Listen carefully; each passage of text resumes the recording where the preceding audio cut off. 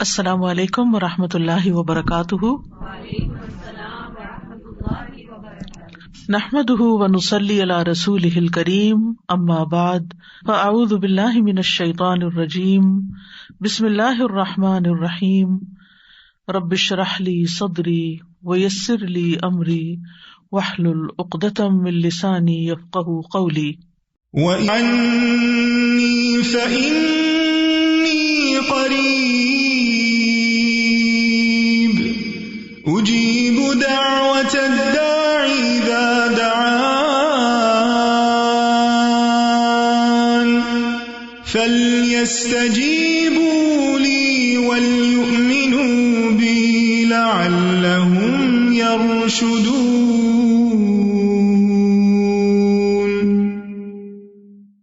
اور جب میرے بندے آپ سے میرے بارے میں سوال کریں تو کہہ دیجئے بے شک میں قریب ہوں، میں پکارنے والے کی پکار کا جواب دیتا ہوں۔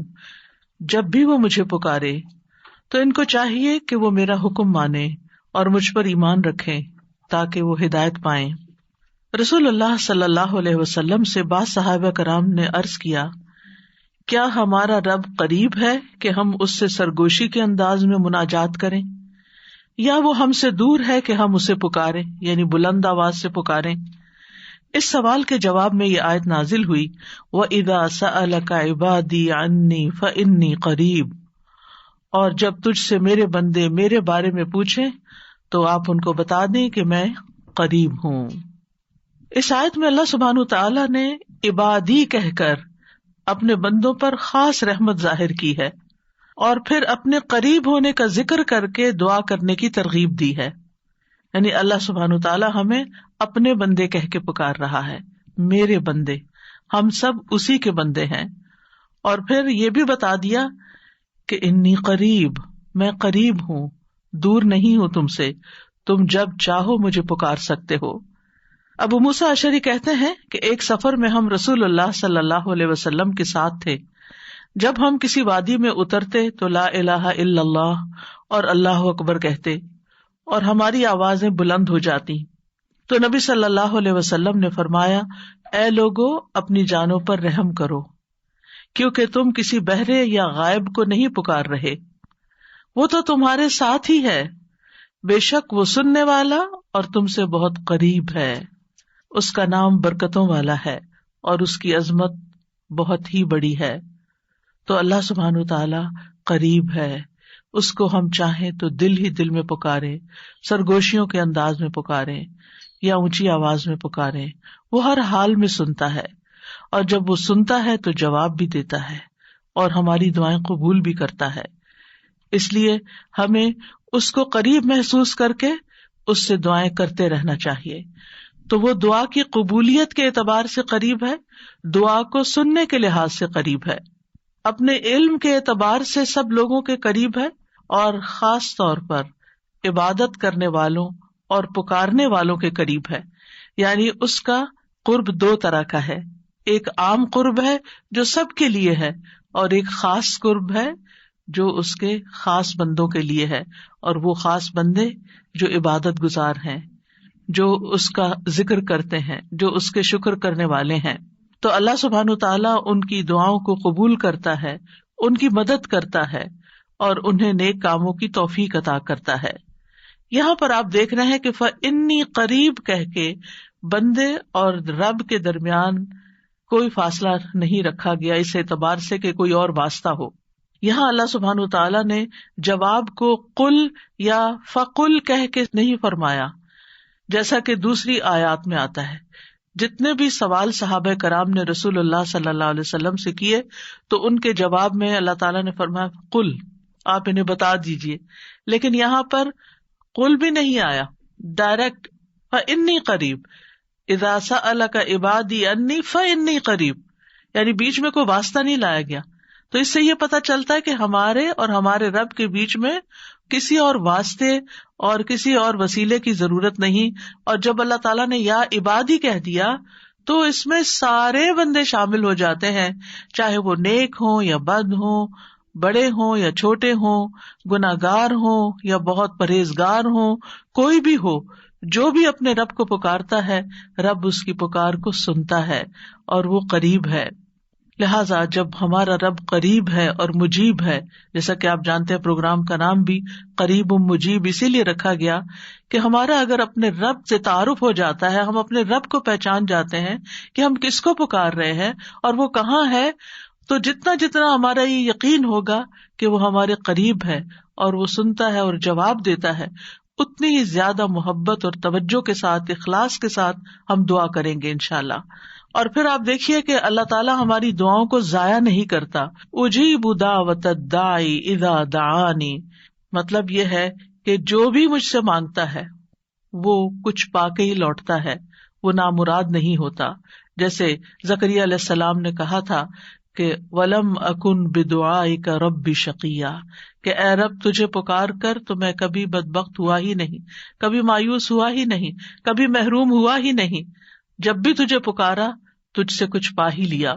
تو اس لیے ہر دعا کرنے والے کو یہ یقین ہونا چاہیے کہ ہماری دعا ضرور سنی جائے گی، کیونکہ شیطان انسان کے دل میں یہ وسوسہ ڈالتا ہے کہ تمہاری دعا قبول نہیں ہوگی. نہیں بھائی، ہر ایک کی دعا قبول ہوتی ہے اگر وہ صحیح معنوں میں اپنے رب کو پکارتا ہے، وہ دعاؤں کو سنتا ہے اور جواب بھی دیتا ہے.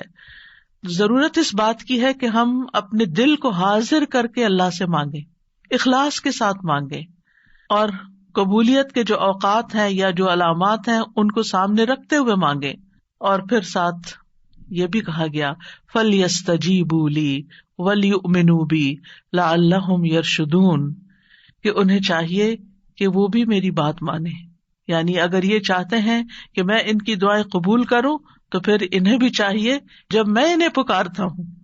ایک تو یہ ہے نا کہ ہم اللہ تعالیٰ کو پکارتے ہیں، اور ایک اللہ تعالیٰ بھی ہمیں پکارتے ہیں. یعنی اللہ سبحانہ تعالیٰ کب پکارتے؟ ہر اذان میں پکار آتی ہے، حی علی الصلاۃ حی علی الفلاح. تو پھر ہم کیا کرتے ہیں؟ کیا واقعی ہم صلاح کی طرف جاتے ہیں یا نہیں؟ اسی طرح قرآن مجید میں بہت دفعہ یا ایھا الذین آمنوا کہہ کے ہمیں پکارا گیا ہے، اے لوگو جو ایمان لائے ہو. یا ایھا الناس کہہ کے تمام انسانوں کو پکارا گیا ہے. تو کیا ہم انسان بھی اپنے رب کی پکار کو سنتے ہیں؟ کیا ہم بھی جواب دیتے ہیں؟ کیا ہم بھی اس کی طرف بڑھتے ہیں؟ اور پھر یہ کہ وَلْيُؤْمِنُوا بِي، چاہیے کہ وہ مجھ پر ایمان لائیں، چاہیے کہ وہ میری بات مانیں. لَعَلَّهُمْ يَرْشُدُونَ، شاید کہ وہ سیدھی راہ پا جائیں. رسول اللہ صلی اللہ علیہ وسلم نے فرمایا تم میں سے ہر ایک کی دعا قبول کی جاتی ہے جب تک کہ کوئی گناہ یا قطع رحمی کی دعا نہ کرے، بشرطے کہ جلدی بھی نہ کرے. پوچھا گیا یا رسول اللہ وہ جلدی کیا ہے؟ فرمایا یہ کہ کوئی یوں کہے کہ میں نے دعا کی اور میں نے دعا کی، یعنی دوبارہ کہ میں نے تو کئی بار دعا کی، بہت دعا کی، میری تو دعا قبول نہیں ہوتی، اور اس طرح وہ تھک ہار کر دعا کرنا چھوڑ دے. ایسا نہ کرے بلکہ دعا کرتا رہے، کیونکہ اس کی قبولیت کے مختلف طریقے ہیں. تو اللہ سبحانہ تعالیٰ ہم سے قریب ہے. ایک اور آیت میں آتا ہے سورۃ ہود کی، وَإِلَىٰ ثَمُودَ أَخَاهُمْ صَالِحًا قَالَ يَا قَوْمِ اعْبُدُوا اللَّهَ مَا لَكُم مِّنْ إِلَٰهٍ غَيْرُهُ هُوَ أَنشَأَكُم مِّنَ الْأَرْضِ وَاسْتَعْمَرَكُم فِيهَا فَاسْتَغْفِرُوهُ ثُمَّ تُوبُوا إِلَيْهِ إِنَّ رَبِّي قَرِيبٌ مُّجِيبٌ. اور سمود کی طرف ان کے بھائی صالح کو بھیجا. اس نے کہا اے میری قوم، اللہ کی عبادت کرو، اس کے سوا تمہارا کوئی معبود نہیں. اسی نے تمہیں زمین سے پیدا کیا اور تمہیں اس میں آباد کیا، سو اس سے بخشش مانگو، پھر اس کی طرف پلٹ آؤ. یقیناً میرا رب قریب ہے، قبول کرنے والا ہے. ان ربی قریب مجیب. یہاں قوم سمود کی بات کی جا رہی ہے. یہ لوگ مدائن کے علاقے میں رہتے تھے جو تبوک اور مدینہ منورہ کے درمیان واقع تھا. صالح علیہ السلام نے اپنی قوم کو ایک طرف اللہ سبحانہ تعالیٰ کی عبادت کی دعوت دی، توحید کی دعوت دی کہ صرف وہی تمہارا معبود ہے جس نے تمہیں پیدا کیا، جس نے تمہیں زمین میں آباد کیا، لہٰذا تم شرک سے اجتناب کرو، صرف اللہ کی طرف رجوع کرو. کیوں؟ اس لیے کہ وہ بہت قریب ہے، اپنے بندوں کی دعائیں سنتا ہے. تو آپ دیکھیے، جو آپ کے قریب ہو اور جو آپ کی بات بھی سنتا ہو، تو کیا آپ نہیں چاہیں گے کہ آپ اس کے قریب ہوں؟ یہاں پر آپ دیکھیے کہ دعا کرنے سے پہلے دو چیزوں کی بات ہے، استغفار اور توبہ کی کہ اس سے استغفار کرو اور توبہ کرو تو تمہاری دعائیں قبول ہوں گی. توبہ کا مطلب یہ ہے کہ گناہوں سے کنارہ کشی اختیار کرو اور اس بات کا پکا وعدہ کرو کہ آئندہ گناہ نہیں کرو گے. اور استغفار کا مطلب ہوتا ہے بخشش طلب کرنا کہ اللہ ہمیں معاف کر دے، ہمارے گناہوں پہ پردہ ڈال دے. اور توبہ اور استغفار دونوں ہم معنی بھی ہیں. امام ابن قیم کہتے ہیں استغفار میں توبہ شامل ہے اور توبہ میں استغفار شامل ہے، اور جب ان کو الگ الگ بولا جاتا ہے تو پھر اس کا معنی الگ الگ بھی ہوتا ہے. اور اگر یہ دونوں اکٹھے آئیں یعنی ایک دوسرے کے ساتھ مل کر آئیں تو استغفار کا مطلب یہ ہوتا ہے کہ زندگی میں جو ہم کر چکے ہیں غلط کام، برائیاں، اللہ تعالی ہمیں ان کے شر سے محفوظ رکھے. اور توبہ کا مطلب یہ ہے کہ ہم آئندہ گناہ میں پڑنے کے شر سے آپ کی مدد چاہتے ہیں، حفاظت چاہتے ہیں. اور توبہ اس پختہ ارادہ کو بھی کہتے ہیں کہ دوبارہ گناہ نہیں کریں گے، آئندہ یہ نہیں کریں گے. تو ان ربی قریب مجیب، میرا رب یقیناً قریب ہے، مجیب ہے. اور یہاں قریب قرب سے شفقت اور اکرام کے معنوں میں، یعنی رب بہت شفیق اور مہربان ہے، بہت کریم ہے. اور اس کا اپوزٹ ہوتا ہے بعید، دور. اور بہت کا لفظ سختی کے لیے بولا جاتا ہے کہ وہ جو شفیق نہ ہو، سخت ہو، کرخت ہو، اور پھر یہ کہ کچھ نہ دے. تو ایسا نہیں ہے ہمارا رب. ہمارا رب قریب ہے، مہربان ہے، اور اس کے ساتھ ساتھ یہ کہ وہ اپنے بندوں کا اکرام کرتا ہے اور انہیں سیدھے رستے پر چلاتا ہے، ان کی رہنمائی کرتا ہے، ان کی ضروریات پوری کرتا ہے، ان کی حفاظت کرتا ہے، ان کو مدد دیتا ہے، ان کی مشکلات دور کرتا ہے. لہٰذا ہمیں اپنے رب کو قریب پاتے ہوئے، اور قربت کا ایک احساس ہوتا ہے. قریب ہونے کا مطلب یہ نہیں کہ اللہ سبحانہ و تعالیٰ کسی نعوذ باللہ فزیکل فارم میں ہمارے ساتھ بیٹھے ہوئے ہیں یا ہمارے دل میں بیٹھے ہوئے ہیں، یہ مطلب نہیں ہے قریب کا. قربت ایک احساس کا نام ہے. آپ نے دیکھا ہوگا بہت سے لوگ دور ہوتے ہوئے آپ کے دل کے قریب ہوتے ہیں، اور کئی لوگ آپ کے ساتھ رہتے ہوئے، آپ کے ساتھ بیٹھے ہوئے، آپ کے ساتھ زندگی گزارتے ہوئے بھی آپ سے دور ہوتے ہیں. تو اللہ سبحانہ وتعالی کا قرب محسوس کرنے کی چیز ہے، اس طرح کہ وہ سنتا ہے. اللہ سبحانہ وتعالی سنتا ہے، السمیع ہے، اللہ تعالیٰ دیکھتا ہے، البصیر ہے، اللطیف ہے، الخبیر ہے، وہ ہمارے دلوں کے راز بھی جانتا ہے. تو اس سے بڑھ کے قریب کون ہوگا جو شہرک سے بھی زیادہ قریب ہے، اور جو ہمارے دل میں خیال اٹھ کر جو ہمارے دماغ تک جاتا ہے اس سے پہلے کہ دماغ تک جائے وہ بیچ میں حائل ہوتا ہے اور وہ جان لیتا ہے کہ بندہ کیا سوچ رہا ہے. نہ صرف یہ کہ وہ یہ جانتا ہے کہ اس وقت کیا کر رہے ہیں ہم، وہ یہ بھی جانتا ہے ہم پاسٹ میں کیا کر چکے ہیں، اور وہ یہ بھی جانتا ہے کہ ہم فیوچر میں کیا کچھ کرنے والے ہیں. کوئی اور ہے ایسا جو اتنا زیادہ ہمیں جانتا ہو؟ کیا وہ ہماری ضروریات کو نہیں جانتا ہوگا؟ کیا وہ ہمارے دکھ کو نہیں جانتا؟ کیا وہ ہماری پریشانیوں کو نہیں جانتا؟ کیا وہ ہماری زندگی کے مقاصد کو نہیں جانتا؟ کیا وہ ہماری کوششوں کو نہیں جانتا؟ کیا وہ ہماری عبادتوں کو نہیں جانتا؟ وہ خوب جانتا ہے، وہ سب کچھ جانتا ہے.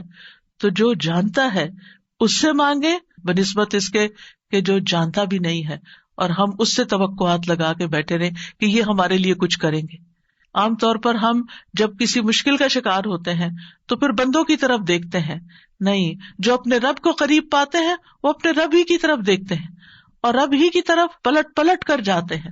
اور تابا یتوبو کا مطلب پلٹ پلٹ کر جانا بھی ہے، کہ واپس پلٹتے ہیں کہ اللہ تعالیٰ اگر ہماری کسی بات سے آپ ناراض ہو گئے ہیں یا ہم سے خفا ہیں تو ہم تیری ہی طرف پلٹتے ہیں. اعوذ بک منک، تجھ سے ڈر کے پھر تیرے ہی پاس پناہ لیتے ہیں، اپنے گناہوں کے شر سے بچنے کے لیے، اپنی سیئات سے بچنے کے لیے. تو اس لیے تھرو آؤٹ جو ہمارا انشاءاللہ پروگرام ہوگا اس میں آپ یہ 2 لفظ بس پکے کر لیں، وہ قریب ہے، وہ مجیب ہے. وہ بہت قریب ہے اور وہ جواب بھی دیتا ہے، وہ دعائیں قبول بھی کرتا ہے. اس لیے اس رمضان میں خوب خوب دعائیں کرنی ہے. اور ویسے بھی آپ دیکھیں کہ دعا افضل ترین عبادت ہے. الدعاء مخ العبادہ، عبادت کا جوہر ہے، عبادت کی ٹاپ پر ہے. تو رمضان کا مہینہ عبادت کے لیے، لہٰذا اس عبادت میں دعاؤں کا ایک خاص حصہ ہونا چاہیے. دعا ہے کیا؟ دعا کا لفظ عربی زبان میں دال عین واؤ سے مل کر بنا ہے. دعا یدعو دعاء و دعوتن، یہ دو مصدر ہیں اس سے. اور دعا کا لفظی معنی ہوتا ہے کسی کو آواز اور کلام کے ساتھ مائل کرنا، پکارنا، یعنی آواز بھی دینا، اس سے بات بھی کرنا اور اس کو اپنی طرف متوجہ کرنا. ایک ہوتا ہے کسی سے بات کرنا لیکن اس میں مقصد یہ نہیں ہوتا کہ میری طرف متوجہ ہو. مثلا میں آپ سے بات کر رہی ہوں اس وقت، تو مجھے آپ سے یہ ایکسپیکٹیشن نہیں کہ آپ میری طرف متوجہ ہو کہ میری کوئی مدد کریں.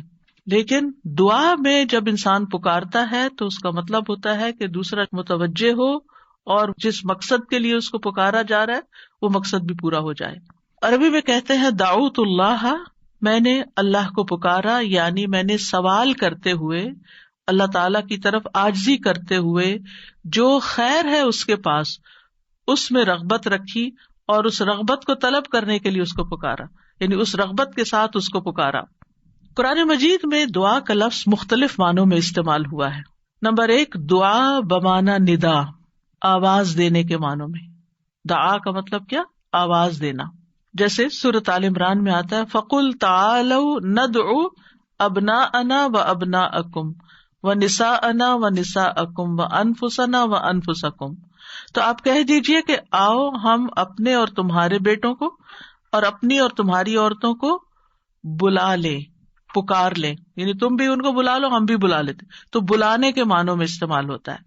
تو عربی زبان میں دعا اور ندا یہ دو لفظ مترادف بھی ہیں، ایک دوسرے سے ملتے جلتے ہیں، سینونیمز ہیں، ایک جگہ پر اکٹھے بھی استعمال ہوئے ہیں. الا دعاء و نداء، کہ پکار اور آواز کے سوا کچھ نہیں سنتا. پھر اسی طرح دعا بمعنی طلب کرنا، کسی چیز کی ڈیمانڈ کرنا.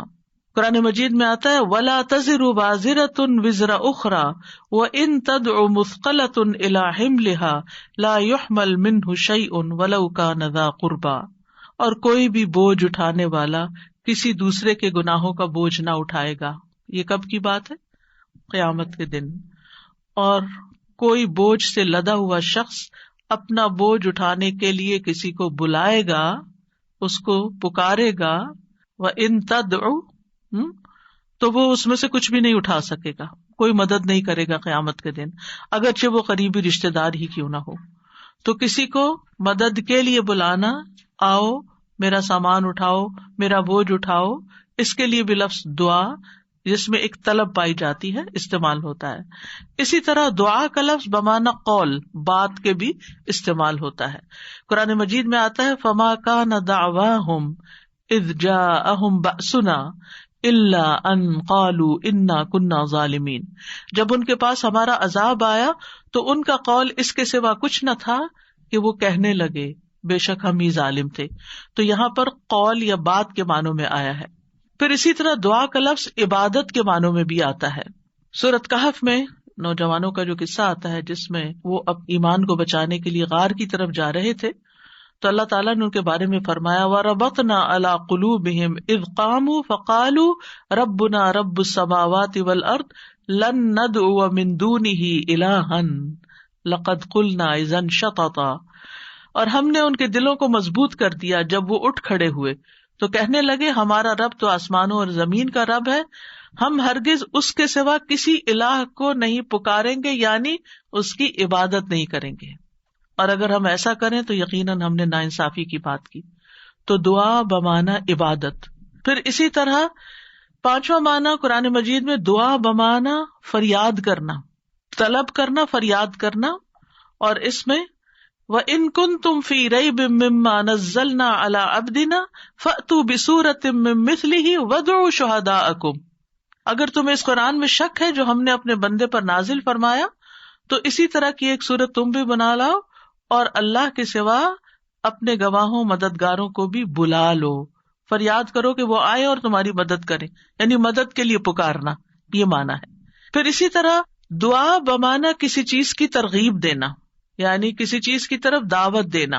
نوح علیہ السلام نے اپنی قوم کو پکارا تھا قال رب انی دعوت قومی لیلا ونہارا.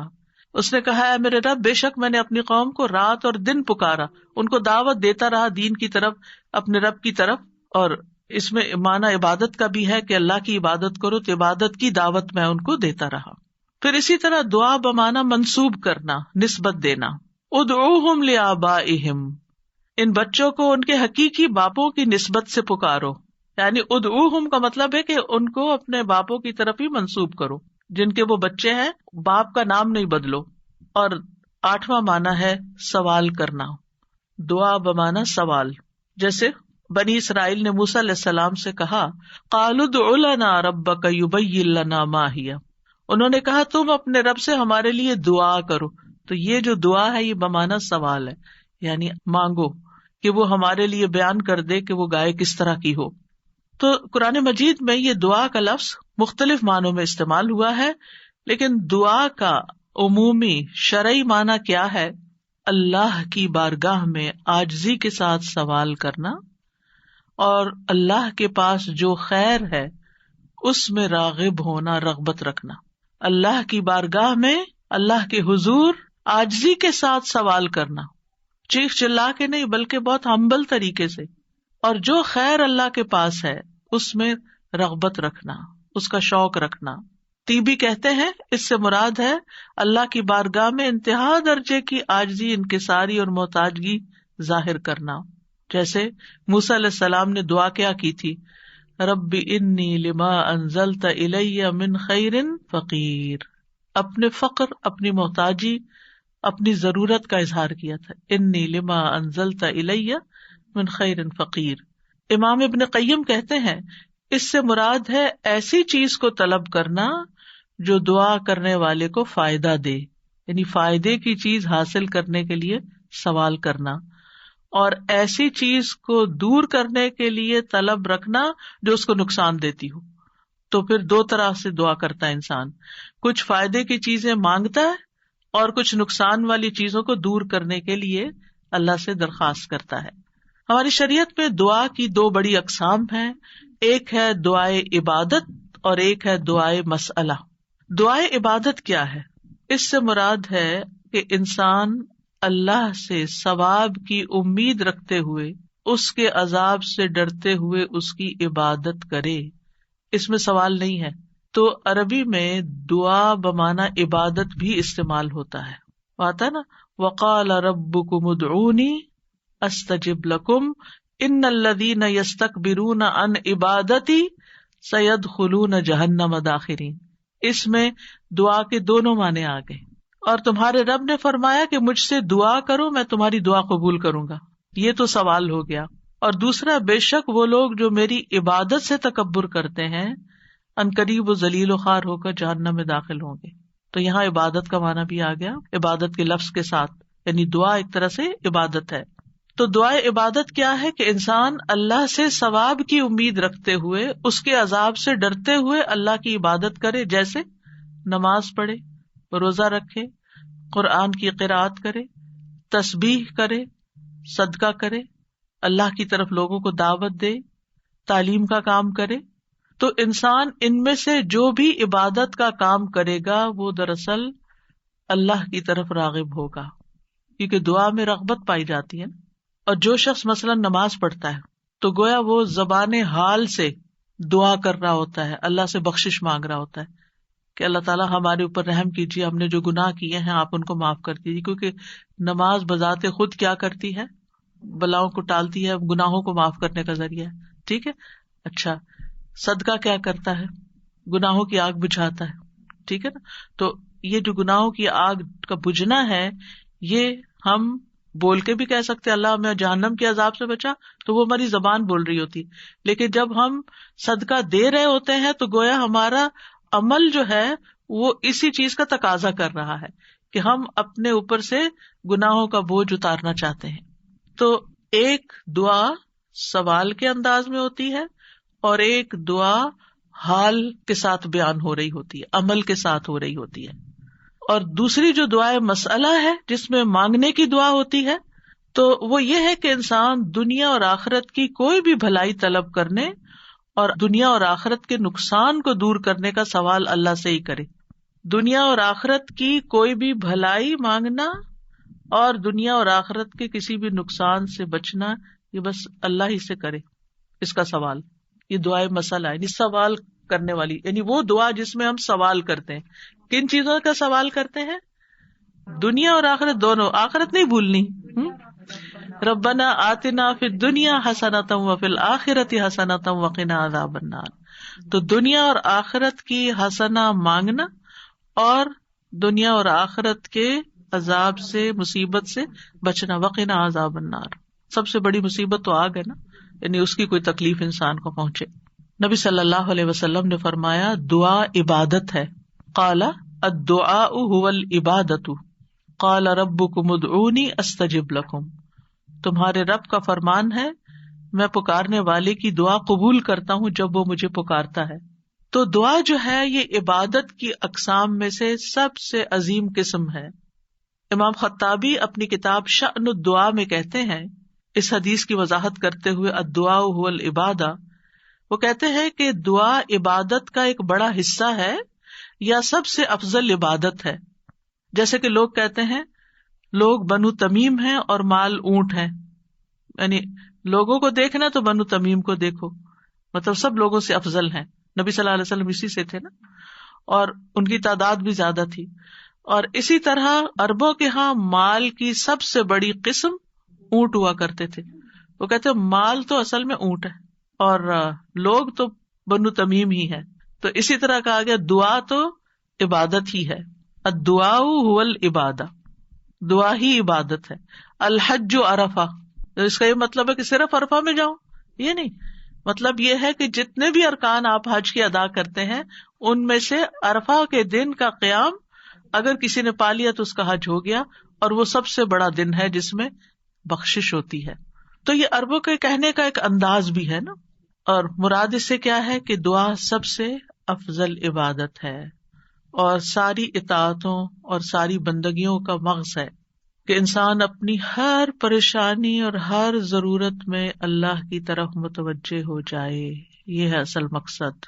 اگر کسی مشکل میں پڑ گیا ہے تو اس مشکل کے دور ہونے کے لیے بس اللہ ہی کی طرف رجوع کرے اور اسی کا انتظار کرے کہ وہی کاٹے گا. لوگوں سے توقعات ہٹا لے. اس کا یہ مطلب نہیں کہ ہم لوگوں سے ہیلپ لے نہیں سکتے، آپ لوگوں سے ہیلپ لے سکتے ہیں، آپ ان کو بتا سکتے ہیں کہ آپ کس مشکل میں اور اس کا حل کیا ہے، لیکن ان سے توقع نہ رکھے کہ یہ میری مشکل حل کر دیں گے. مثلاً آپ کو کوئی پرابلم ہوئی ہے، آپ کسی سے مشورہ کرنا چاہتے ہیں، آپ کسی سے کاؤنسلنگ لینا چاہتے ہیں، آپ ضرور لیں، لیکن یہ توقع نہ رکھیں کہ یہ آپ کا مسئلہ حل کر دے گا یا بس یہی آپ کے لیے سب کچھ ہو گیا. اس کو اللہ سبحانہ وتعالیٰ سے آگے نہ رکھے. کہتے ہیں نا ہمت مردہ مدد خدا. ہمت آپ نے کرنی ہے، کوشش آپ نے کرنی، مدد اللہ نے کرنی ہے. دعا کی بھی ہمت ہوتی ہے اور دعا کے لیے بھی ایک ایفرٹ لگانی پڑتی ہے اور اس کے لیے یکسو ہونا پڑتا ہے. خصوصاً آپ دیکھیں کہ جب کسی بڑی پریشانی کے نتیجے میں انسان کے ہوش اڑ جاتے ہیں، اوسان خطا ہو جاتے ہیں، اس کو کچھ سمجھ نہیں آتی، تو ایسی صورت میں انسان اپنے خیالات کو مجتمع کر کے، فوکس کر کے، پوری توجہ کے ساتھ اللہ کی طرف جب متوجہ ہوتا ہے تو یہ ہے اصل میں دعا کی روح. اور نہ صرف یہ کہ بڑی مشکلات میں بلکہ چھوٹی چھوٹی ضروریات میں بھی اللہ کی طرف رغبت کرنی چاہیے. دعا کی ضرورت کیوں ہے ہماری زندگی میں؟ کیونکہ ہم اللہ کے محتاج ہیں. بادشاہ وہی ہے، ہم فقیر ہیں. یا ایھا الناس انتم الفقراء الی اللہ، اے لوگو تم سب اللہ کے محتاج ہو. کوئی بھی انڈیپینڈنٹ نہیں، کوئی بھی یہ نہیں کہہ سکتا کہ میں اپنے سب کام خود ہی کر سکتا ہوں. واللہ هو الغنی الحمید، اور اللہ سب سے بے پرواہ ہے اور تعریف کے لائق ہے. بندوں میں سے کوئی بھی بے پرواہ نہیں ہو سکتا، ہم سب محتاج ہیں. دوسری بات، اللہ سارے خزانوں کا مالک ہے. وَإِن مِّن شَيْءٍ إِلَّا عِندَنَا خَزَائِنُهُ، کوئی چیز ایسی نہیں، وَإِن مِّن شَيْءٍ إِلَّا عِندَنَا خَزَائِنُهُ، کہ جس کے خزانے ہمارے پاس نہ ہوں. آپ کوئی چیز آرڈر کرنا چاہتے ہیں تو پتہ چلتا ہے وہ تو ہے ہی نہیں، ختم ہو گئی، اسٹاک ختم، آؤٹ آف اسٹاک. بڑی سے بڑی کمپنی، بڑے سے بڑے ریسورسز رکھنے والے انسانوں سے جب آپ مانگتے ہیں تو آپ دیکھیں کیا ہوتا ہے کہ انسان بعض اوقات وہ اوپر جا کے اتنی نیچے گرتے ہیں کہ پائی پائی کے محتاج ہو جاتے ہیں. ایسی مثالیں آپ نے بھی دیکھی ہوں گی، سنی بھی ہوں گی کہ کہاں ان کے پاس بہت کچھ تھا اور کہاں وہ زیرو پہ آ گئے. اللہ تعالیٰ ایسا نہیں ہے، ہمیشہ سے ہے اس کے پاس اور ہمیشہ رہے گا. ساری مخلوق اگر کسی میدان میں جمع ہو کر سب کچھ مانگے تو بھی اللہ تعالیٰ کے خزانوں میں اتنی کمی نہیں آتی جتنی ایک سوئی کو سمندر میں ڈبو کے نکالا جائے تو پانی جو سوئی کے ساتھ لگتا ہے اتنی بھی کمی نہیں ہوتی. وہ جتنا چاہے خرچ کرتا رہے، جتنا چاہے وہ بندوں کو دیتا رہے، پھر بھی اس کے ہاتھ بھرے رہتے ہیں، ان میں کوئی کمی نہیں ہوتی. ایک اور آیت میں آتا ہے سورۃ المنافقون میں وَلِلَّهِ خَزَائِنُ السَّمَاوَاتِ وَالْأَرْضِ، آسمانوں اور زمین کے خزانے اللہ کے پاس ہیں. پھر کیا کرنا چاہیے؟ اس کے پاس جانا چاہیے جس کے پاس کوئی خزانہ نہیں ہے، اس کے پاس جو سارے خزانوں کا مالک. مشکل یہ ہے کہ ہمارے مانگنے میں کمی ہوتی ہے، دیر ہوتی ہے. وہ سب کچھ دے سکتا ہے، سب کچھ ہے اس کے پاس. You name it. آپ گھر جا کے بیٹھیں، غور کریں نماز کے بعد، کسی اور خاموشی تنہائی کے وقت، مجھے کیا چاہیے، مجھے کیا مسئلہ ہے، مجھے کیا پرابلم ہے، میری کیا پریشانی ہے، کیا اللہ کے پاس اس کا حل ہے؟ یقیناً ہے، وہ کر سکتا ہے، بالکل کر سکتا ہے. پھر مجھے کیا کرنا چاہیے؟ اسی سے مانگنا چاہیے، اس سے گڑ گڑا کے مانگنا چاہیے، اس سے اپنی محتاجی اور اپنی بیچارگی کا اظہار کر کے مانگنا چاہیے. امن یجیب المضطر اذا دعاہ ویکشف السوء. اللہ تعالیٰ آپ سے پوچھتے ہیں کون ہے جو بے قرار کی، مضطر، بے قرار، بے چین انسان کی بات سنتا، اس کو جواب دیتا. امن یجیب المضطر اذا دعاہ، جب بھی وہ اس کو پکارتا ہے. ویکشف السوء، اور وہ تکلیف کو دور بھی کرتا ہے. ایسا نہیں کہ وہ صرف سن رہا ہے، اس نے وہ تکلیف دور بھی کر دینی ہے. اور آپ کہیں گے بس اتنی سی بات تھی، میں اس کو اتنا پہاڑ بنائے ہوئی تھی، اپنی زندگی کا بہت بڑا مسئلہ بنائے ہوئی تھی، اور اللہ تعالیٰ کے لیے بس اتنی سی بات تھی. میرے مانگنے میں کمی تھی، اس کے پاس نہیں کمی. ہماری دعا میں کمی ہے، ہمارے اخلاص میں کمی ہے، اس کے دینے میں کمی نہیں ہے. اس طرح پکارا کریں نا کہ اللہ تعالیٰ آپ تو دے کر کسی کمی کا شکار نہیں ہوتے، لیکن میری کمی پوری ہو جائے گی. پھر آپ دیکھیں ہر بھلائی دینے اور ہر تکلیف دور کرنے پہ قادر ہے. سورۃ الانعام میں آتا ہے وَإِن يَمْسَسْكَ اللَّهُ بِضُرٍّ فَلَا كَاشِفَ لَهُ إِلَّا هُوَ وَإِن يَمْسَسْكَ بِخَيْرٍ فَهُوَ عَلَى كُلِّ شَيْءٍ قَدِيرٌ. اگر اللہ تجھے کوئی تکلیف پہنچائے تو اس کے سوا کوئی دور کرنے والا نہیں، اور اگر وہ تجھے کوئی بھلائی پہنچائے تو وہ ہر چیز پر پوری طرح قادر ہے. وہ سب کچھ کر سکتا ہے، وہ قادر ہے. نہ آپ کی کوئی خیر اور بھلائی کو لے جا سکتا ہے، کیونکہ عام طور پہ ہم وہم کا شکار رہتے ہیں کہ اگر میری اس نعمت کا کسی کو پتہ چل گیا تو پھر کیا ہوگا، شاید وہ نظر ہی لگ جائے اور نعمت چھین ہی جائے. ہر وقت اس وہم کا شکار رہنا دراصل اپنے آپ کو ٹارچر کرنا ہے. نہیں، وَإِن يَمْسَسْكَ بِخَيْرٍ، اگر اللہ نے آپ کو کوئی خیر دی ہے، فَهُوَ عَلَى كُلِّ شَيْءٍ قَدِيرٌ، وہ ہر چیز پہ قادر ہے، وہ آئندہ بھی دیے رکھے گا. اس نے اس لیے تھوڑی دی ہے کہ بس ایک بندہ کوئی دیکھے اس چیز کو اور بس وہ واپس لے لے. وہ ایسا نہیں کرتا. ایک روایت میں آتا ہے کہ ایک شخص نے رسول اللہ صلی اللہ علیہ وسلم سے پوچھا، اے اللہ کے رسول، آپ کن چیزوں کی دعوت دیتے ہیں؟ یعنی آپ کی دعوت کیا ہے، آپ کیا بتاتے ہیں لوگوں کو، آپ کیا سکھاتے ہیں؟ آپ نے فرمایا، میں اس اللہ کی طرف دعوت دیتا ہوں جو اکیلا ہے، وہ اللہ کہ جب تم پر کوئی مصیبت آتی ہے اور تم اسے پکارتے ہو تو وہ تم سے تمہاری مصیبت دور کر دیتا ہے. یہ ہے اللہ کا تعارف. جب آپ کے بچے آپ سے پوچھیں اللہ کون ہے تو آپ کیا بتاتے ہیں؟ یہ بڑے بڑے لفظ بولتے ہیں نا. یہ دیکھیں یہاں پر کیا بولا گیا، اتنے سمپل. آپ بچے کو کہہ سکتے ہیں اللہ وہ ہے جو تمہیں کھانا دیتا ہے، اللہ وہ ہے جو تمہیں فلاں چیز دیتا ہے، تمہیں ماما بابا دیے ہیں. جو جو بچے کی ضرورت ہوتی ہے ایج کے حساب سے آپ اس اعتبار سے بچے کو اللہ کا تعارف کرا سکتے ہیں، ان چیزوں کے ساتھ جو نظر آتی ہیں اور جو اس کی پسند کی ہیں کہ وہ ہے اللہ. پھر آپ نے فرمایا کون ہے اللہ کہ جب تم کسی بیابان اور جنگل میں راستہ بھول جاؤ اور تم اس سے دعا کرو تو وہ تمہیں واپس پہنچا دیتا ہے. اور صرف جنگل بیابان نہیں، اب تو خیر GPS وغیرہ کی سہولت موجود ہے، اس کے باوجود بھول جاتے ہیں نا، اس کے باوجود غلط ٹرن لے لیتے ہیں، کبھی پہلے اور کبھی بعد میں. GPS فریز ہو جاتے ہیں، نیٹ چلا جاتا ہے، روڈ میپ ختم ہو جاتا ہے، کئی مسائل ہیں. تو کبھی بھی راستہ بھولیں تو ہم پہلی بات یہ سوچیں کہ اللہ سے دعا کرتے ہیں اللہ راستہ دکھا دے. راستہ بھولنے پر مجھے کبھی ٹینشن نہیں، میں ہمیشہ سوچتی ہوں اللہ پہنچا دے گا، ہو جائے گا، کوئی مسئلہ نہیں. اللہ کے تو علم ہے نا. میں تو کہتی ہوں کہ آپ کو پتا ہے نا کہاں ہے، بس وہاں لے جائیں. ہمیں نہیں پتا، آپ کو تو پتا ہے نا. تو جب آپ اللہ سے مانگتے ہیں، کبھی لاڈ پیار سے، کبھی اس کی کسی صفت کا واسطہ دے کر، کبھی اپنی عاجزی محتاجی ظاہر کر کے، تو وہ ضرور سنتا ہے. پھر فرمایا وہ ذات کہ جب تم قحط سالی میں مبتلا ہوتے ہو اور تم اس سے دعا کرتے ہو تو وہ تم پر پیداوار ظاہر کر دیتا ہے، یعنی تمہاری پیداوار اگا دیتا ہے زمین سے. یہ ہے اللہ، یہ اللہ کا تعارف. پھر آپ دیکھیے کہ ہم کیوں اللہ سے مانگے، کیونکہ زمین و آسمان کی ساری مخلوق اللہ ہی سے مانگتی ہے، تو ہم کیوں نہ مانگے.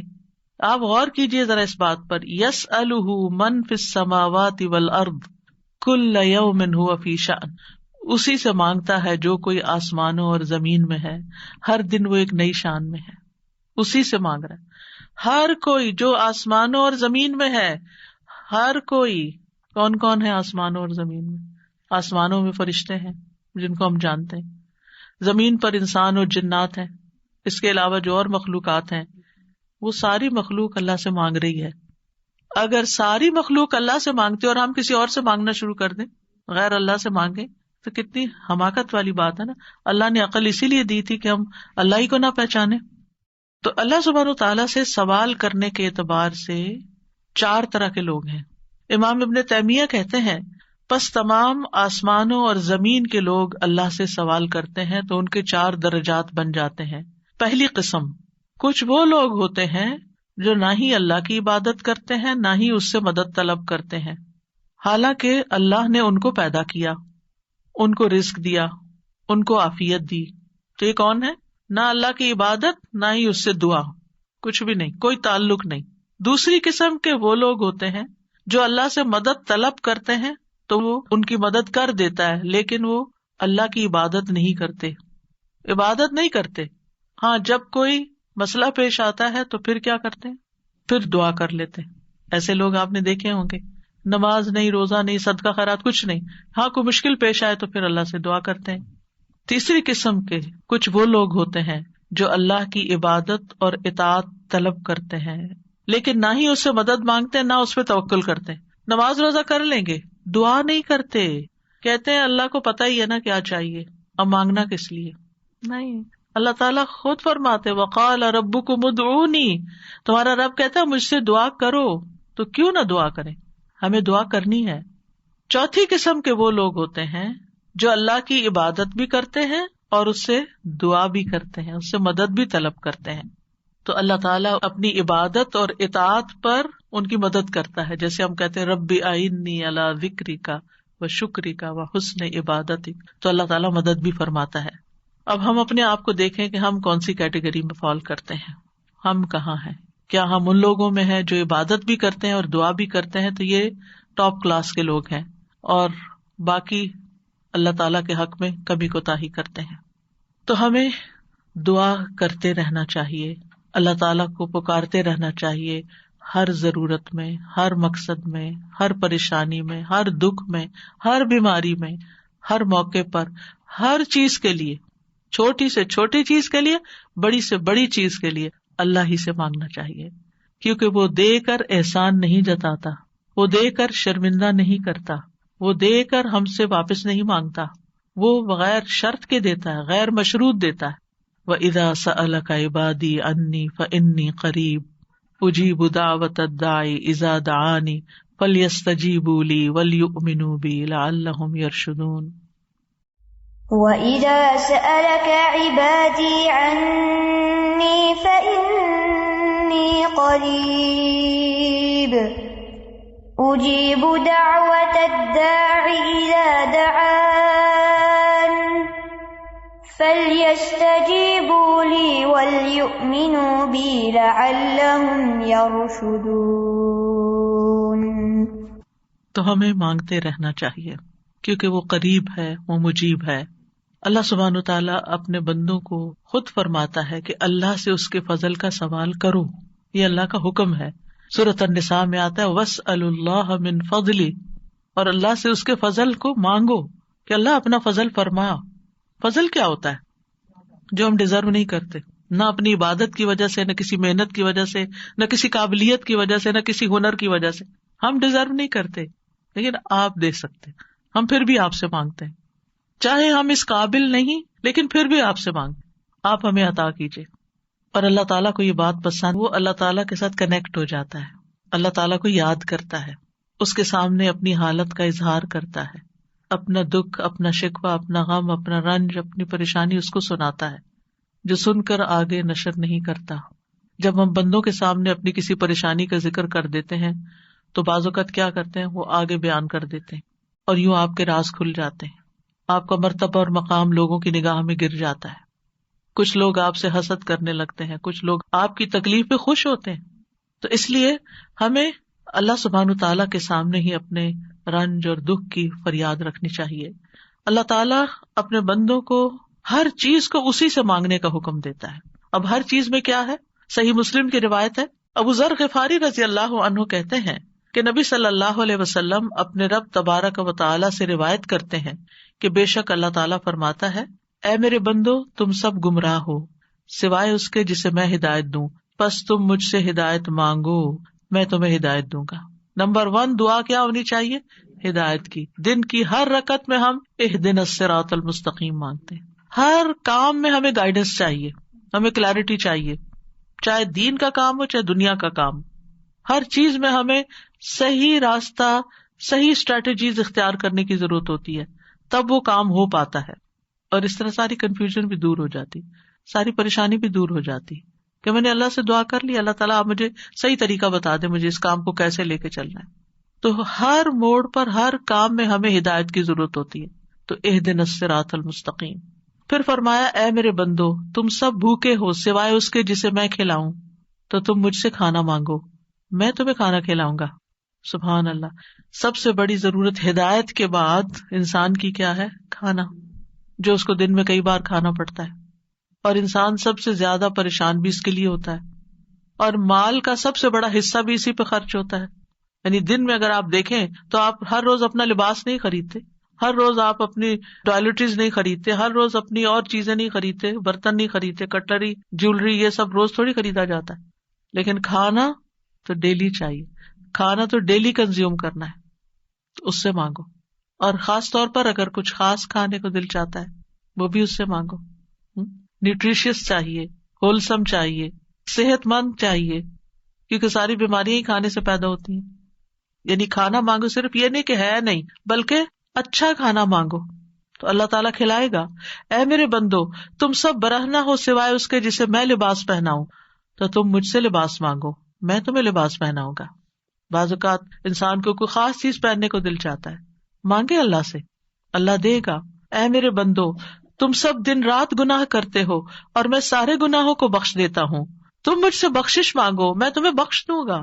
کیوں اپنے اوپر بوجھ لیے پھرتے ہو؟ کتنے گناہ کر لیے، بہت لیٹ کر دیا، پتہ نہیں اب میری معافی ہوگی یا نہیں، اب میں کیا کروں؟ وہ معاف کر دے گا، مانگ کر تو دیکھو. اے میرے بندو اگر تمہارے اولین و آخرین اور جن و انس ایک صاف چٹیل میدان میں کھڑے ہو کر مجھ سے مانگنے لگیں اور میں ہر ایک کو جو مجھ سے مانگ رہا ہے وہ سب کچھ دے دوں جو وہ مانگ رہا ہے، تو میرے خزانوں میں کوئی کمی نہیں ہوگی مگر جتنی سمندر میں سوئی ڈال کر نکالنے سے کمی آتی، کچھ کمی نہیں. مانگو، اس کا تو کچھ نہیں بگڑتا، اس کا تو کچھ کم نہیں ہوتا. نبی صلی اللہ علیہ وسلم نے بھی اللہ سے مانگنے کا حکم دیا ہے. عبداللہ بن عباس کہتے ہیں ایک دن وہ رسول اللہ صلی اللہ علیہ وسلم کے پیچھے سوار تھے تو رسول اللہ صلی اللہ علیہ وسلم نے ان سے فرمایا، اے لڑکے میں تجھے چند کلمات سکھا رہا ہوں، احفظ اللہ یحفظک، تم اللہ کے احکام کی حفاظت کرو اللہ تمہاری حفاظت کرے گا. احفظ اللہ تجدہ تجاہک، اللہ کی حفاظت کرو یعنی اللہ تعالیٰ کے احکامات کی، تم اسے اپنے سامنے پاؤ گے، قریب پاؤ گے. اذا سألت فاسأل اللہ، جب تمہیں مانگنا ہو اللہ سے مانگو، جب تمہیں مانگنا ہو، کچھ بھی مانگنا ہو. وَإِذَا اسْتَعَنْتَ فَاسْتَعِنْ بِاللَّهِ، اور جب مدد چاہیے اللہ سے مدد مانگو، کسی بھی طرح کی مدد. یعنی مدد صرف مالی مدد نہیں ہوتی، یا مدد صرف ان چیزوں کی نہیں ہوتی اوپر جن چیزوں کا ذکر ہوا ہے، مدد تو ہمیں ہر کام میں چاہیے ہوتی. ہم کون سی لائن اختیار کریں، کون سا پیشہ اختیار کریں، کون سی جاب لیں، کون سی نہ لیں، کیا کریں کیا نہ کریں، فلان جگہ جانا ہے جائیں یا نہ جائیں، ہر معاملے میں. اور یہ جو ہمیں استخارہ سکھا دیا گیا تو یہ بھی تو یہی ہے. اور اس استخارے میں بھی آپ دیکھیے، اذا سألک عبادی انی فانی قریب اجیب دعوت الداعی اذا دعانی، تو اس میں بھی آپ دیکھیں بیچ میں واسطہ نہیں رہا نا، تو ہم کسی سے نہیں کہہ سکتے آپ میرا استخارہ کریں، آپ اپنے لیے خود ہی خیر مانگیں. آپ صلی اللہ علیہ وسلم نے عبداللہ بن عباس سے کہا، جان رکھو اگر ساری دنیا مل کر بھی تمہیں نفع پہنچانا چاہے تو تمہیں نفع نہیں پہنچا سکتی سوائے اس کے جو اللہ نے تمہارے لیے لکھ دیا. اور اگر وہ سارے مل کر تمہیں کوئی نقصان دینا چاہیں، نقصان نہیں دے سکتے سوائے اس کے جو اللہ نے تمہارے لیے لکھ دیا. کتنا بڑا توکل سکھاتی ہے یہ بات. کتنی فکریں، پریشانیاں دل سے اور دماغ سے بالکل آف لوڈ ہو جاتی. کچھ نہیں ہوتا، کوئی کچھ نہیں بگاڑ سکتا.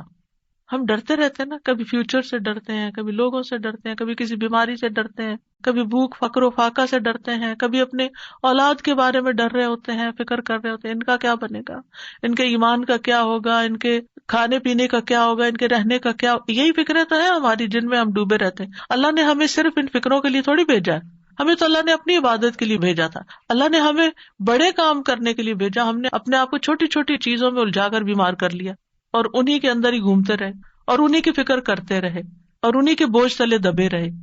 جبکہ ہمیں تو کنتم خیر امت اخرجت للناس، تم بہترین امت ہو، تمہیں تو انسانیت کے لیے پیدا کیا گیا تھا، تمہیں تو اوروں کے لیے پیدا کیا گیا تھا کہ تم خود بھی ہدایت پر اور انہیں بھی اللہ کی طرف بلاؤ. اور تم صرف اپنی ہی ذات میں کھو گئے اور صرف اپنے ہی غم لے کر بیٹھ گئے اور صرف اپنی ہی پریشانیوں میں دن رات رہے. ان سب چیزوں کو تو اللہ کے حوالے کرنے کی ضرورت ہے، وہ ٹیک کیئر کرے گا. ان تنصروا اللہ ینصرکم، اگر تم اللہ کی مدد کرو گے اللہ تمہاری مدد کرے گا، اور وہ ضرور کرے گا. تم اوروں کی فکر کرو، اللہ تمہاری کرے گا. تو اس لیے ہمارے کرنے کا کام کیا؟ احفظ اللہ یحفظک، حفاظت چاہیے. تم اللہ تعالیٰ کے احکامات کی حفاظت کرو، جو تمہیں کہا جا رہا ہے وہ پابندی سے کرو، باقی کام اللہ کا ہے. اور پھر احفظ اللہ تجدہ تجاہک، جب تم اللہ کے بن جاؤ گے نا تو پھر اللہ کو بہت قریب پاؤ گے. پھر آپ دیکھیے کہ اللہ کے نزدیک دعا سے زیادہ کوئی چیز معزز نہیں. دعا انسان کو عزت دیتی ہے. جب انسان بندوں کے آگے ہاتھ پھیلاتا ہے تو ذلیل ہوتا ہے، اور جب اللہ سے مانگتا ہے 2 ہاتھ اٹھا کے، بندوں کے سامنے تو ہم 1 ہاتھ پھیلاتے ہیں اور اللہ کے سامنے 2 ہاتھ پھیلاتے ہیں. اور جب انسان اللہ سے مانگتا ہے تو اللہ اس بندے سے محبت کرتا ہے اور اس بندے کو دیتا ہے، نوازتا ہے اور عزت دیتا ہے، اپنی جناب سے دیتا ہے. اور جب بندوں سے مانگتے ہیں تو وہ کبھی دیتے ہیں کبھی نہیں دیتے، اور کبھی دے کے اذیت بھی دیتے ہیں، اور پھر احسان جتاتے ہیں، دکھ دیتے ہیں، ذلیل کرتے ہیں، بعض اوقات آپ کی انا کو مجروح کر دیتے ہیں، آپ کی عزت کو مجروح کر دیتے ہیں، آپ کو بعض اوقات بدنام کر دیتے ہیں. تو اللہ کے نزدیک دعا سے زیادہ کوئی چیز معزز نہیں. لیس شیء اکرم علی اللہ من الدعاء. پھر یہ کہ اللہ تعالیٰ دعائیں سنتا ہے. وَلَقَدْ نَادَانَا نُوحٌ فَلَنِعْمَ الْمُجِيبُونَ. یقیناً نوح نے ہمیں پکارا تو ہم بہت اچھے قبول کرنے والے ہیں. ہم نے ان کی سنی، ہمیں کیوں بتایا جا رہا ہے؟ تاکہ تم بھی پکارو، تمہاری بھی سنی جائے گی. ابراہیم علیہ السلام نے کیا کہا تھا؟ ان ربی لسمیع الدعاء.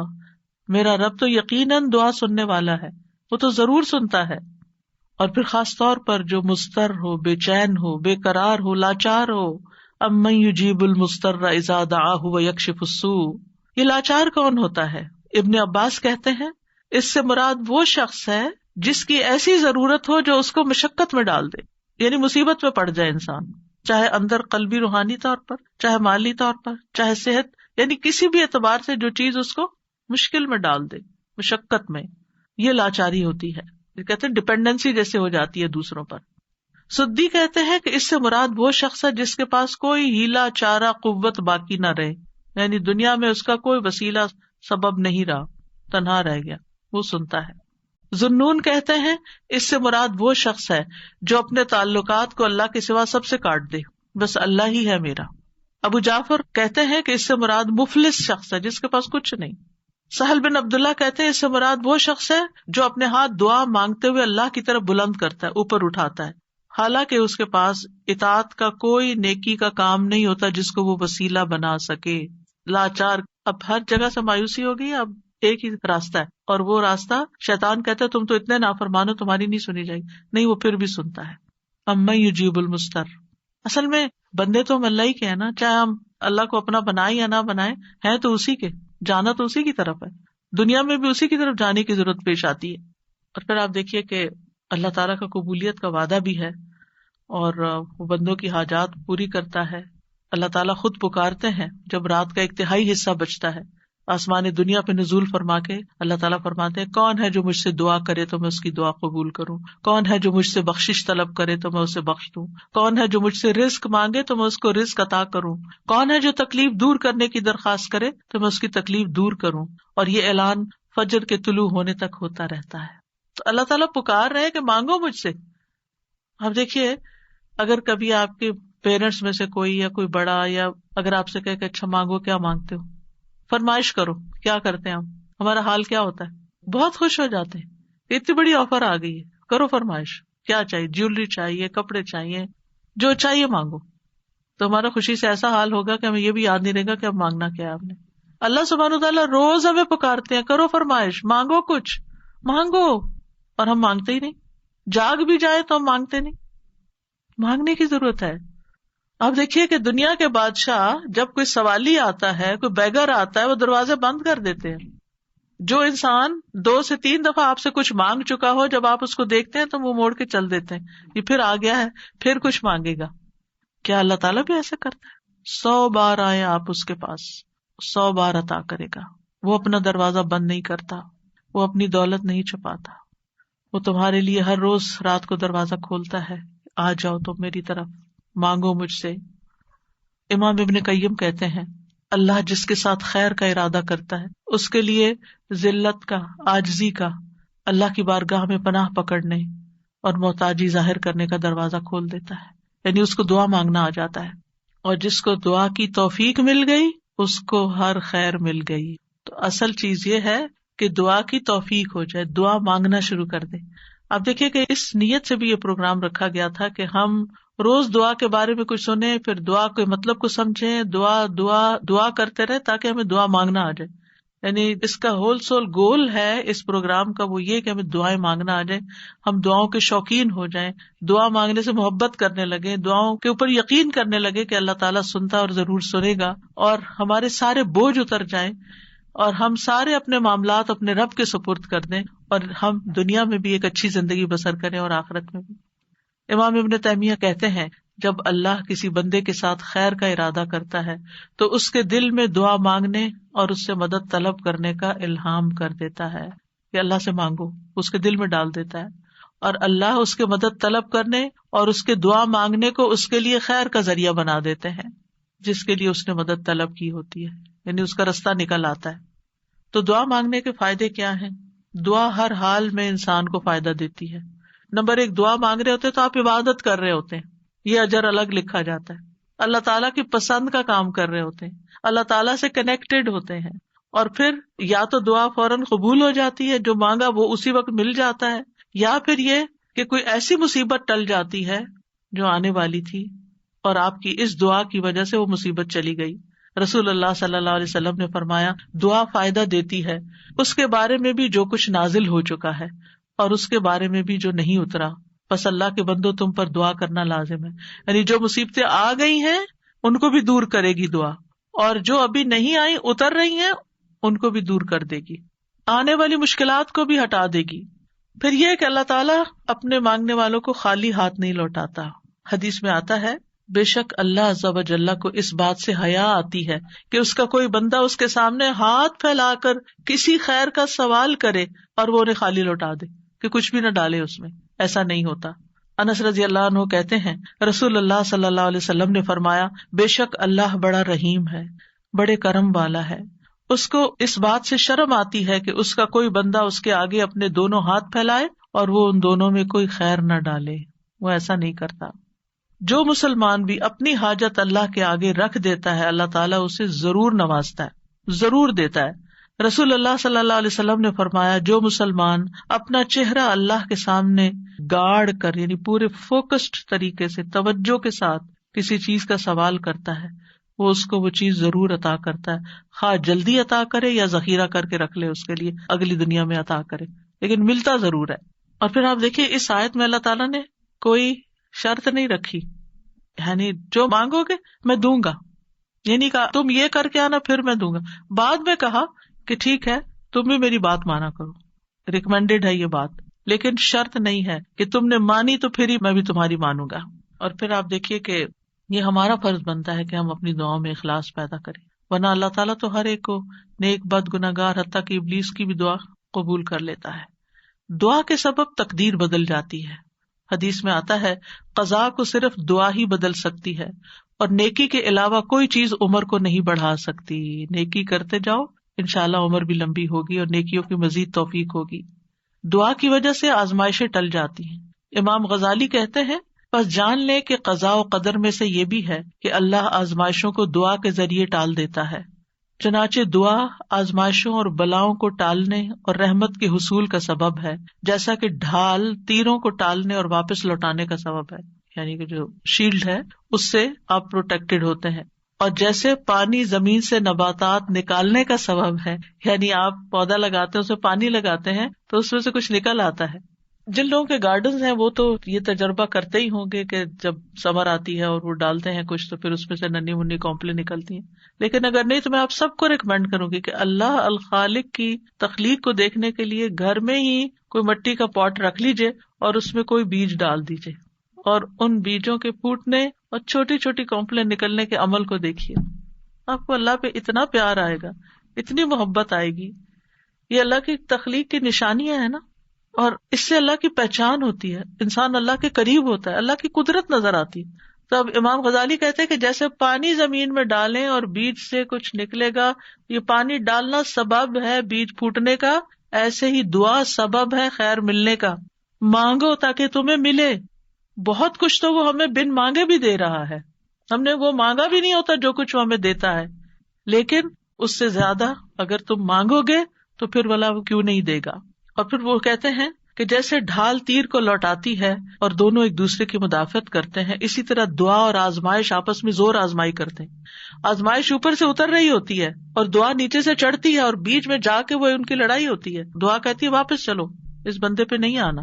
تو اس لیے بہت ضروری ہے کہ ہم اللہ تعالیٰ سے مانگتے رہیں. اور آپ دیکھیں کتنی دعائیں ایسی ہیں جنہوں نے تاریخ کا رخ پھیر دیا، شر سے خیر کی طرف، بہتر سے بہترین کی طرف. ابراہیم علیہ السلام کی دعا کی مثال، انہوں نے مانگا تھا ربنا وابعث فیہم رسولا منہم یتلو علیہم آیاتک ویعلمہم الکتاب والحکمت ویزکیہم انک انت العزیز الحکیم. 2500 سال بعد دعا قبول ہوئی. محمد الرسول اللہ صلی اللہ علیہ وسلم دنیا میں تشریف لائے اور انسانی تاریخ کا دھارا بدل گیا. ابو امامہ کہتے ہیں میں نے کہا اللہ کے رسول صلی اللہ علیہ وسلم آپ کے اس کام کی ابتدا کیسے ہوئی، یعنی آپ نے یہ جو سب کچھ کیا ہے بگننگ کہاں سے تھی؟ کہا میرے باپ ابراہیم علیہ السلام کی دعا سے. آپ بھی اپنے بچوں کے لیے، نسلوں کے لیے، اپنے شاگردوں کے لیے دعائیں کیا کریں. معلوم نہیں ان میں سے کون آپ کی دعا کی وجہ سے کوئی ایسا خیر کا کام کر جائے جو آپ کے لیے بہترین صدقہ جاریہ بن جائے. تو دوسروں کے لیے دعائیں کرنے میں بخل سے کبھی کام نہ لیں. بعض اوقات کچھ کام ہم خود نہیں کر پاتے، نہ اس کے قابل ہوتے، نہ ہماری اتنی زندگی ہے، نہ اتنی سخت ہمت اور صلاحیت، لیکن ہم جب دوسروں کے لیے وہی دعائیں کرتے ہیں تو اللہ سبحانہ وتعالیٰ ان کے ذریعے وہ سارا ثواب اور خیر ہم تک واپس پہنچا دیتا ہے. ہم سب لوگ، انسان، باقی مخلوقات بھی نبی صلی اللہ علیہ وسلم کی آمد کی وجہ سے رحمت پاتے ہیں. آپ رحمت للعالمین ہیں اور اس دعا کی وجہ سے دائمی خیر اور بھلائی پا رہے ہیں. پھر نوح علیہ السلام کی دعا. نوح علیہ السلام بہت مظلوم تھے، ان کی قوم دعوت دینے کی وجہ سے ان کو مارتی پیٹتی بھی تھی. پھر انہوں نے جب دعا کی تو وہ ان کی نجات کا ذریعہ بنی. عیسیٰ علیہ السلام کی دعا جو آخری زمانے میں ہوگی، جب طور میں آخری زمانے میں ایمان والے ان کے ساتھ محصور کر دیے جائیں گے تو ان کی دعا کی وجہ سے مسلمانوں کے لیے فتح ہوگی، یاجوج ماجوج کی تباہی ہوگی. ابن قیم کہتے ہیں مصیبت کو ٹالنے میں اور اپنا مقصد حاصل کرنے میں دعا قوی ترین اسباب میں سے ایک سبب ہے. یہ تمام دوائیوں سے زیادہ مفید ہے. دعا ساری دوائیوں سے زیادہ مفید ہے. یہ آزمائشوں کی دشمن ہے. دعا آزمائشوں کی دشمن ہے. یہ آزمائشوں کو دور دھکیلتی ہے، ان سے زور آزمائی کرتی ہے، ان کو واقع ہونے سے روکتی ہے، جو واقع ہو چکی ہوں ان کو ختم کرتی ہے، ان کو ہلکا کر دیتی ہے، اور یہ مومن کا ہتھیار ہے. یعنی اگر دعا آزمائش سے زیادہ طاقتور ہو تو آزمائش ختم ہو جاتی ہے. یعنی بعض اوقات ہم کہتے ہیں آزمائش نہیں ختم ہو رہی کیونکہ ہماری دعا ابھی کمزور ہے، اس کو اور اسٹرانگ کریں. اگر آزمائش سے کمزور ہو تو آزمائش کبھی ہو جاتی ہے، اور وہ دونوں ایک دوسرے کا مقابلہ بھی کرتی ہیں، ایک دوسرے کے ساتھ جھگڑا کرتی ہیں. پھر یہ ہے کہ دعا ساری خیر اور بھلائی لے آتی ہے. جامع الخیر ہے. دعاؤں کے سبب بیماریاں دور ہوتی ہیں.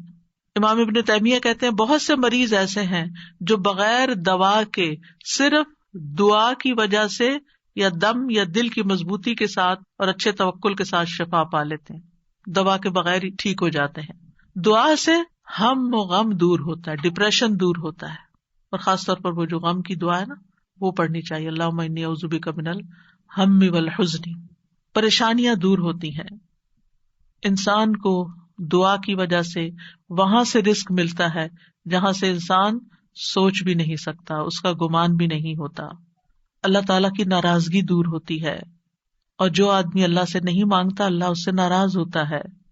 دعا سے بندے کو غیر اللہ کی محبت اور غلامی سے آزادی ملتی ہے, اللہ تعالیٰ کا قرب ملتا ہے, اور انسان کو مناجات کی لذت ملتی ہے. جب انسان اپنے رب سے باتیں کرتا ہے نا تو اس کی ایک اور ہی خوشی ہوتی ہے, اور انسان کو پھر وہ چیز ملنے سے زیادہ وہ دعا کرنے میں اور سرگوشیاں کرنے میں اور اللہ سے باتیں کرنے میں مزہ آنے لگتا ہے, گویا اس کو سب کچھ مل گیا. اور سلف صالحین اس بات کو بہت پسند کرتے تھے. ان میں سے ایک کہتے ہیں مجھے اللہ کی بارگاہ میں حاجت ہوتی ہے تو میں اس سے وہ حاجت مانگتا ہوں تو اللہ میرے لیے اپنے ساتھ مناجات کرنے, اپنی معرفت اور اپنے لیے عاجزی کرنے اور اس کے سامنے خوشامد کا دروازہ کھول دیتا ہے. تو ان چیزوں کے ہوتے ہوئے میں یہ پسند کرنے لگتا ہوں کہ اللہ تعالیٰ میری دعا پوری کرنے کو ڈیلے کر دے, مؤخر کر دے, تاکہ میں یہ دعا کرنے کا لطف اٹھاتا رہوں.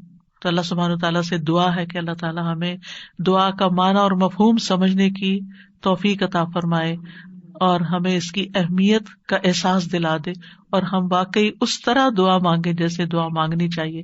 اللہ تعالیٰ ہمیں آئندہ رمضان میں اور اس کے علاوہ بھی اس دعا کی عبادت سے فائدہ اٹھانے کی توفیق دے کہ ہم اپنے رب کے بن جائیں اور ہمارا رب ہم پر رحم فرما دے.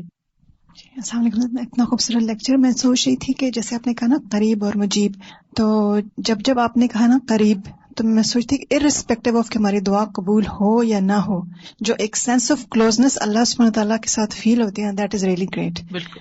تو ایک اور چیز میں نے یہ پوچھنی تھی کہ جیسے ہم کہتے ہیں نا کہ انسان اپنے لیے شر کو ایسے مانگتا ہے جیسے خیر مانگ رہا ہے, اور ہم ادھر سے یہ کریں کہ اللہ سبحانہ تعالیٰ ہماری دعا قبول ضرور کرتے ہیں, تو پھر جب ہم اس طرح کے کوئی مانگ رہے ہوتے ہیں تو پھر یہ ہوتا ہے کہ وہ قبول نہیں ہوگی دعا, وہ اللہ پہ چھوڑ دیتے ہیں نا ہم. جی. پھر وہ ہمارے لیے جو چاہتا ہے کرتا ہے, اسی لیے وہ بعض دعائیں روک لیتا ہے. ہم سمجھتے ہیں ہمارے لیے خیر ہے, حالانکہ وہ شر ہوتا ہے, تو اللہ تعالیٰ اس کو قبول نہیں کرتے, روک دیتے, کیونکہ وہ ہمارے لیے ہم سے زیادہ ہم پر مہربان ہے. ایک اور جیسے حضرت زکریا نے اس نادا ربہ نداء خفیہ, تو وہ جو ندا ہے انہوں نے تو اللہ سے وہ مانگ رہے تھے نا چپکے سرگوشیاں, تو وہ پھر دل میں, تو وہ پھر ندا وہ دعا کے سینس میں آئے گی, کیونکہ دعا میں آپ نے ڈیفینیشن بتائی نا کہ ہم اللہ سے مانگ رہے ہوتے ہیں. جی. مناجات ان کو کہتے ہیں بیسیکلی, جو دل میں باتیں کرتے ہیں نا, سرگوشیاں کرتے ہیں اللہ تعالیٰ سے چپکے لوگوں کے بعض اوقات بیچ میں ہوتے ہوئے, بعض اوقات تنہائی میں, تو یہ بھی دعا کی ایک قسم ہی ہے مناجات جو ہے. استاذہ آج کا لیکچر ایسا تھا جیسے ذہن سازی ہو گئی ہے دعا کے لیے, ہم تیار ہو گئے رمضان کے لیے, کیونکہ ہر انسان کے ساتھ جیسے شیطان اور نفس لگا ہوتا ہے, تو ایسا لگ رہا ہے سارے بادل چھٹ گئے ہیں اور ہمارا جو ہے وہ ذہن تیار ہو گیا ہے دعا کے لیے. تو جو ڈاؤٹس ہوتے ہیں یا جو وسوسے ہوتے ہیں وہ سارے ہٹ گئے, اور میرے خیال میں ساری امت کو جو بھی سن رہا ہے اس کو بہت فائدہ ہوگا جس سے کہ پورے رمضان جو ہم دعا مانگیں گے اس میں اب ہمارے خدشات نہیں ہوں گے. اور ایک سوال یہ ہے یقین سے, اور ایک سوال یہ ہے کہ دعا میں ہم کس چیز کا واسطہ دے سکتے ہیں, جیسے بعض لوگ نیک اعمال کا. جزاک اللہ خیر. آج جو یہ بات آپ نے شیئر کی نا کہ وہ اپنی دولت نہیں چھپاتا, یہ اتنا اچھا لگا, کیونکہ ہر شخص اپنی دولت چھپا کے رکھتا ہے اور دوسرے کو شیئر نہیں کرنا چاہتا, نہ اس کے اکاؤنٹس نہ اس کی کچھ چیز. لیکن اللہ تعالیٰ کی ہر چیز ہمارے سامنے کھلی ہے, لیکن ہماری دیکھے کنجوسی کے ہمارے ہاتھ بھی جو ہے وہ نہیں آگے بڑھتے پھیلانے کے لیے, اور ہم اس طرح مانگتے بھی نہیں, اور نہ ہم اللہ تعالیٰ کی وسعت کو پہچانتے ہیں. تو جزاکم اللہ خیر, آج جو آپ نے جس طرح بیان کیا اس سے اللہ تعالیٰ کی وسعت, اللہ کی بڑائی, اور اتنی بڑائی اور عظمت کے باوجود ہم اللہ تعالیٰ کو کتنے قریب پا سکتے ہیں اپنے. جزاک اللہ خیر.